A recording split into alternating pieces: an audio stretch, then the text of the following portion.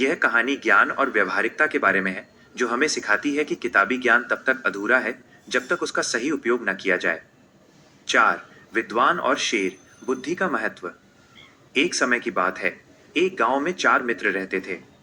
उनमें से 3 मित्र शास्त्रों के बहुत बड़े विद्वान थे और उन्हें अपनी विद्या पर बहुत घमंड था, लेकिन उनमें सामान्य बुद्धि, कॉमन सेंस की कमी थी। चौथा मित्र बहुत पढ़ा लिखा तो नहीं था, लेकिन वो व्यवहारिक रूप से बहुत बुद्धिमान था। एक दिन चारों मित्रों ने विदेश जाकर अपनी विद्या के बल पर धन कमाने का निश्चय किया। विद्या का प्रदर्शन। जंगल के रास्ते से जाते समय उन्हें एक मृत शेर की हड्डियां बिखरी हुई दिखाई दी।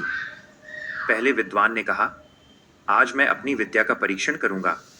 मैं इन हड्डियों को सही ढांचे में जोड़ देता हूं। उसने मंत्र पढ़े और हड्डियां जुड़कर शेर का कंकाल बन गईं। दूसरे विद्वान ने कहा, मैं इसमें मांस और खाल भर देता हूं। उसने अपनी शक्ति से उसे एक असली शेर का रूप दे दिया। अब वो बिल्कुल वैसा ही लग रहा था जैसे कोई शेर सोया हो। तीसरा विद्वान उत्साहित होकर बोला, अब मैं इसमें प्राण डाल दूंगा। बुद्धिमान मित्र की चेतावनी। जैसे ही तीसरा विद्वान मंत्र पढ़ने लगा, चौथे मित्र, जो कम पढ़ा लिखा था, ने उसे रोका और कहा, ठहरो मित्र, ये मत करो। ये एक शेर है। अगर तुम इसमें जान डाल दोगे तो ये हम सबको खा जाएगा। शास्त्रों के घमंड में चूर विद्वानों ने उसे अनपढ़ कहकर उसका मजाक उड़ाया। चौथे मित्र ने समझदारी दिखाई और तुरंत पास के एक ऊंचे पेड़ पर चढ़ गया। तीसरे विद्वान ने जैसे ही प्राण फूंके, शेर जीवित हो गया। वह भूखा था। उसने उठते ही उन तीनों विद्वानों पर हमला किया और उन्हें मार डाला।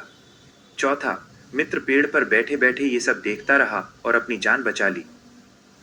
कहानी की सीख। सामान्य बुद्धि सर्वोपरि है। केवल किताबें पढ़ लेने से कोई बुद्धिमान नहीं होता। ज्ञान का उपयोग समय और स्थिति को देखकर करना चाहिए। अहंकार का विनाश। अपनी विद्या पर घमंड करना अक्सर इंसान की बुद्धि को अंधा कर देता है।